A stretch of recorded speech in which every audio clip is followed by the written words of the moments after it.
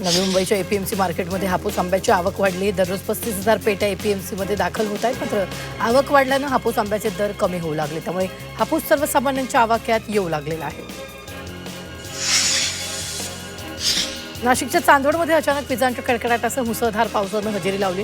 काढणीसाठी आलेल्या गहू आणि कांद्याचं मोठं नुकसान झालं. अचानक आलेल्या पावसामुळे नागरिक आणि शेतकऱ्यांची चांगलीच तारांबळ झाली.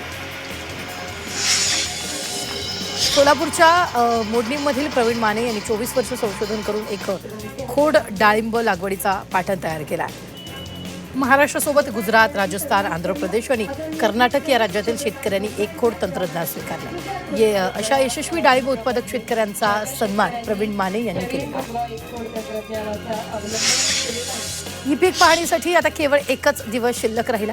मोबाईल ॲपच्या माध्यमातून शेतकऱ्यांनी शेतात जाऊन पीक पाहणी करून नोंद करणं आवश्यक आहे. झाल्यास शासकीय योजनांचा लाभ मिळण्यात अडचणी येण्याची शक्यता आहे. त्यामुळे शेतकऱ्यांनी विलंब न करता तात्काळ ई पीक पाहणी पूर्ण करण्याचं आवाहन कृषी विभागाकडून करण्यात आलं.